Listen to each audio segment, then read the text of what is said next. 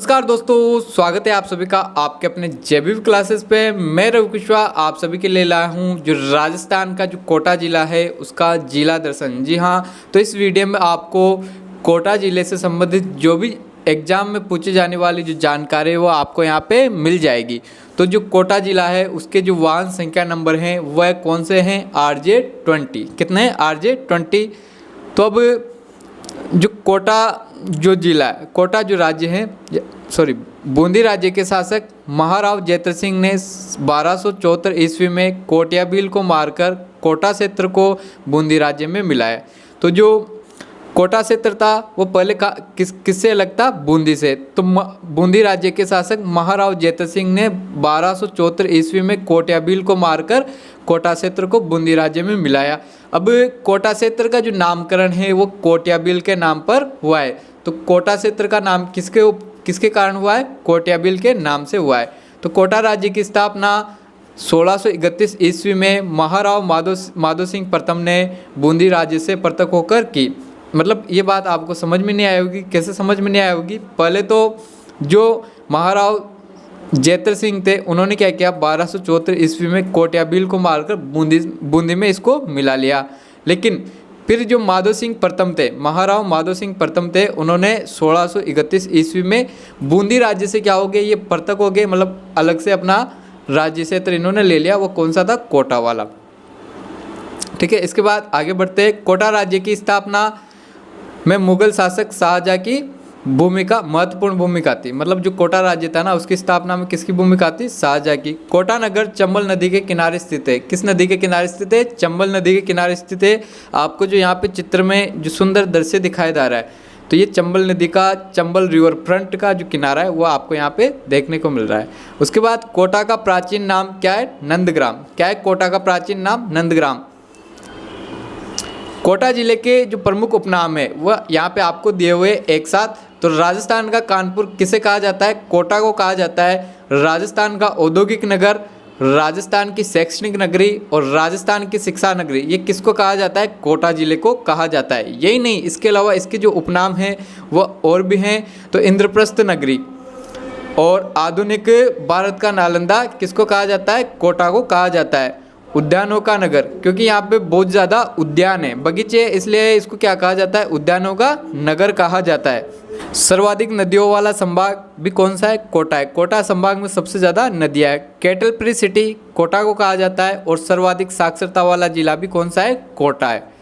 इसके बाद कोटा जिले का जो प्रथम स्थान है, मतलब कोटा जिला किस क्षेत्र में प्रथम स्थान पर है, तो वह यहाँ पे आपको देखने को मिल सकता है। तो सर्वाधिक साक्षरता दर वाली तहसील कौन सी है? लाडपुरा, कोटा में।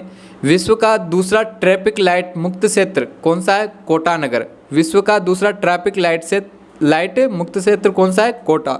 इसके बाद राजस्थान का प्रथम टेलीमेडिसिन सेंटर केतुन गांव कहाँ पे है? कोटा में। राज्य का प्रथम बोन बैंक कहाँ पे बनाया गया? कोटा नगर में। इसके बाद राजस्थान का प्रथम खुला विश्वविद्यालय, राजस्थान का प्रथम खुला विश्वविद्यालय कहाँ पे है? वर्धमान महावीर खुला विश्वविद्यालय कोटा में। इसकी जो स्थापना है वह 23 जुलाई 1987 ईस्वी में की गई। तो ये क्या है? ओपन यूनिवर्सिटी है राजस्थान का पहला। उसके बाद राजस्थान का प्रथम तकनीकी विश्वविद्यालय कौन सा है? 2006। तो राजस्थान का प्रथम तकनीकी विश्वविद्यालय, इसकी जो स्थापना है वो 2006 में कोटा में की गई। राजस्थान की प्रथम लोक अदालत कहाँ पे है? कोटा नगर में, जिसकी स्थापना 1975 में की गई। राज्य का प्रथम एग्रोफूड पार्क कहाँ पे? राणपुर गांव, कोटा में। रेडियो पर शिक्षा देने वाला प्रथम विश्वविद्यालय, तो रेडियो पर शिक्षा देने वाला प्रथम विश्वविद्यालय आपका वर्धमान महावीर ओपन यूनिवर्सिटी कोटा। तो यही है। राज्य में निजी क्षेत्र की प्रथम कृषि मंडी कहाँ पे स्थित है? कैतून, जो कहाँ पे? कोटा में। भौगोलिक तथ्य इससे जुड़े हुए, कोटा से जिले से जुड़े हुए भौगोलिक तथ्य कौन कौन से हैं? तो हरिश्चंद्र सागर परियोजना कहाँ पे? कोटा में। सावन भादो नहर परियोजना कोटा में। नौनेरा बांध जो कहाँ पे स्थित है? एबरा गाँव, कोटा में। और ये कौन सी नदी के किनारे पर है? काली सिंध नदी के किनारे पर। तो जवाहर सागर बांध कहाँ पे है? चंबल नदी पर, कोटा में। कोटा बैराज बांध कोटा में, ताकली परियोजना जो कि कोटा जिले की सबसे बड़ी सिंचाई एवं पेयजल परियोजना है। अब कृषि के क्षेत्र में कोटा का क्या है, अश्वगंधा उत्पादन में राज्य में कोटा का क्या है, प्रथम स्थान है। तो कोटा जिले का अश्वगंधा उत्पादन में कौन सा स्थान है, प्रथम स्थान है। तो राज्य धनिया मंडी कहाँ पे है, रामगंज मंडी कोटा में।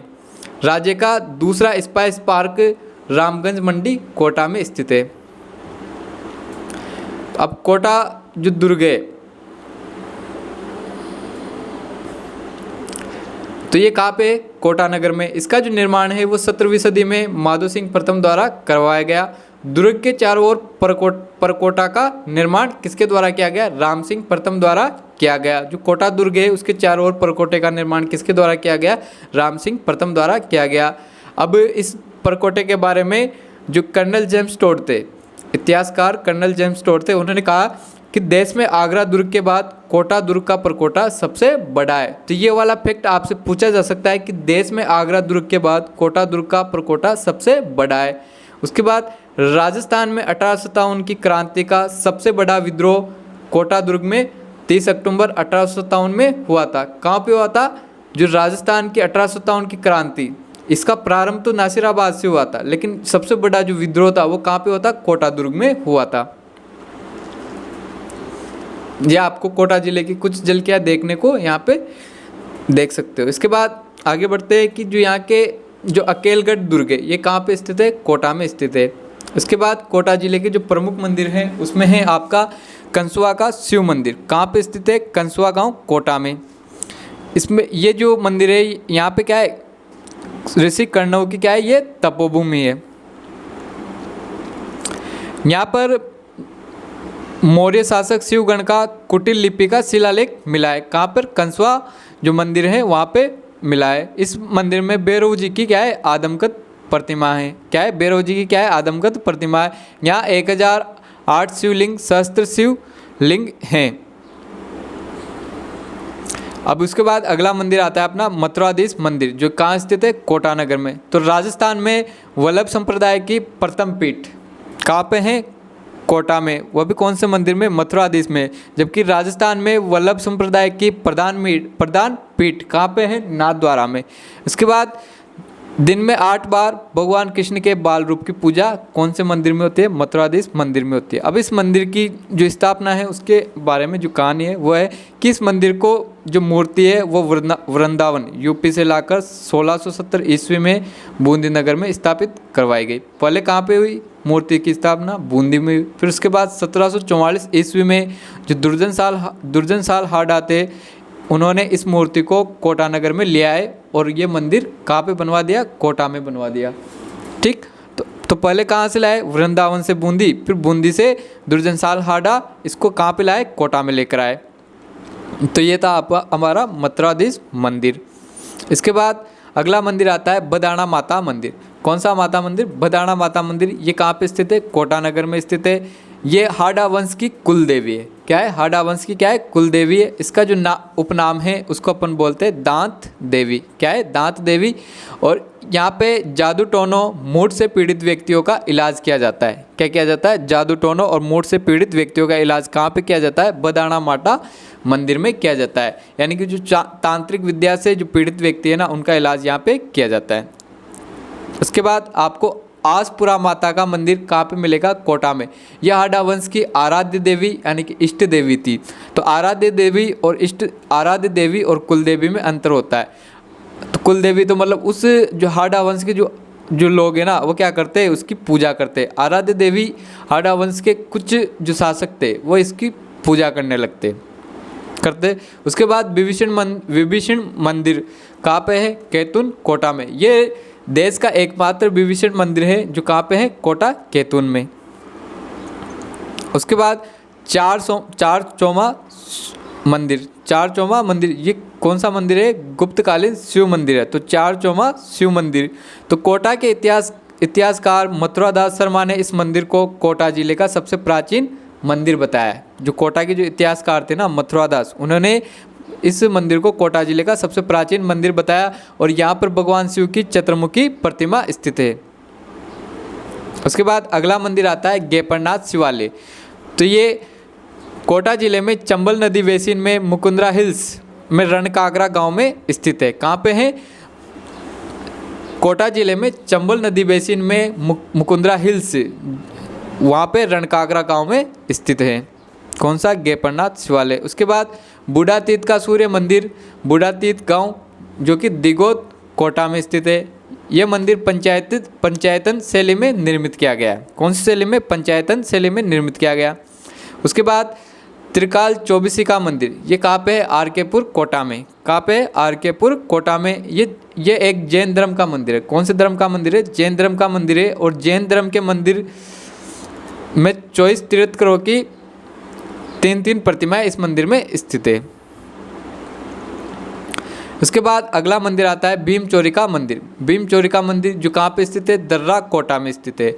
उसके बाद कुटुम्बरा का शिव मंदिर जो कहाँ पे स्थित है? कुटुम्बरा गांव कोटा में स्थित है। गोदावरी धाम मंदिर कहाँ पे? कोटा में। और ये किस नदी के किनारे पे? चंबल नदी के किनारे हैं। और किसको समर्पित है? हनुमान जी को समर्पित है, यानी कि बजरंग बली को समर्पित है। इसके बाद कोटा जिले के प्रमुख महल और उद्यान, तो इसमें सबसे पहले आता है अबलीमणि का महल जो कि मुकुंदरा हिल्स पर स्थित है। कहाँ पे? मुकुंदरा हिल्स पर स्थित है, यानी कि जो दर्रा अभयारण्य है उसके अंदर ये आता है। इसका जो निर्माण है मुकुंद सिंह हाडा ने अपनी पासवान अबलीमणि के लिए किया था। किसके लिए किया था? जो उनकी जो मुकुंद सिंह हाडा की जो पासवान थी अबलीमणि, उनके लिए इन्होंने किया था। इसके जो उपनाम है वो जरूर पूछे जाते हैं। तो राजस्थान का दूसरा ताजमहल किसको कहा जाता है? अबलीमणि के महल को कहा जाता है। हाड़ौती का ताजमहल किसको कहा जाता है? अबलीमणि का महल। और उसके बाद राजस्थान का मिनी या छोटा ताजमहल किसको कहा जाता है? अबलीमणि के महल को कहा जाता है। जबकि राजस्थान का ताजमहल किसको कहा जाता है? जसवंतड़े को कहा जाता है। इसके बाद अगला जो है रावटा महल, ये कहाँ पे स्थित है? कोटा नगर में स्थित है। और इसका जो निर्माण है महाराव राम सिंह प्रथम द्वारा रामसागर तालाब के किनारे पर करवाया गया। इसके बाद जगमंदिर पैलेस जो कहाँ पे है? किशोर सागर झील में निर्मित है। किशोर सागर जो तालाब है या जो झील है उसमें क्या है? ये निर्मित है। इसका जो निर्माण है वो दुर्जनसाल हाडा ने अपनी जो रानी ब्रज कंवर उसके लिए करवाया था। तो जगमंदिर पैलेस का निर्माण किसने करवाया? दुर्जनसाल हाडा ने अपनी रानी ब्रज कंवर के लिए करवाया। यह मंदिर उदयपुर के जगमंदिर पैलेस की अनुकृति में निर्मित हैं। मतलब सेम टू सेम उदयपुर का जो जगमंदिर पैलेस है उसके समान है। उसके बाद नानता महल, तो कहाँ पे है? नानता गांव कोटा में स्थित है। इसका जो निर्माण है वो जाला सालिम सिंह द्वारा निर्मित है। उसके बाद रंग महल कहाँ पे है? कोटा में। इसका जो निर्माण है वो कहाँ किसके द्वारा करवाया गया? शत्रुसाल हाडा द्वारा करवाया गया। जबकि रंगशाला या चित्रशाला महल कहाँ पे है? तारागढ़ दुर्ग बूंदी में स्थित है। उसके बाद कोटा का हवा महल कहाँ पे है? कोटा नगर में, जिसका निर्माण महाराव राम सिंह द्वितीय द्वारा करवाया गया। चंबल उद्यान कोटा नगर में स्थित है। इसको 1976 ईस्वी में पूर्णतया क्या गया है? विकसित किया गया। किशोर सागर उद्यान, इसको कहाँ पे स्थित है? कोटा नगर में स्थित है। और किशोर सागर तालाब के किनारे पर स्थित है। यहाँ पर विश्व के 7 अजूबों की प्रतिकृतियाँ इस उद्यान में क्या है? निर्मित है। तो किशोर सागर तालाब किस लिए जाना जाता है? जो विश्व की 7 अजूबों की जो 7 वंडर्स है उसकी वो कहाँ पे स्थित है? कोटा में स्थित है। उनकी प्रतिकृतियाँ कहाँ पे स्थित है? किशोर सागर तालाब कोटा में स्थित है। उसके बाद सारबाग कोटा के हाडा वंश का शाही शमशान, तो कोटा के हाडा वंश का शाही शमशान कौन सा हो गया? सारबाग। उसके बाद हाड़ौती यातायात पार्क कहाँ पे स्थित है? कोटा नगर में। इसकी जो स्थापना है वो कब की गई थी? 1992 में ईस्वी में की गई थी। और ये क्या है? राजस्थान का प्रथम यातायात प्रशिक्षण पार्क है। तो कौन सा है? राजस्थान का प्रथम यातायात प्रशिक्षण पार्क कौन सा है? हाड़ौती यातायात पार्क, जो कि कहाँ स्थित है? कोटा में स्थित है। उसके बाद आलनिया गांव कहाँ पे है? कोटा में। यहाँ पे क्या मिले थे? मानव के शैल चित्र या फिर मानव के जो शैल चित्र थे वो कहाँ पे मिले थे? आलनिया गांव कोटा में मिले थे। किस नदी के किनारे? आलनिया नदी के किनारे। राजस्थान में प्रथम मानव शैल चित्र मुकुंदरा हिल्स कोटा में मिले थे।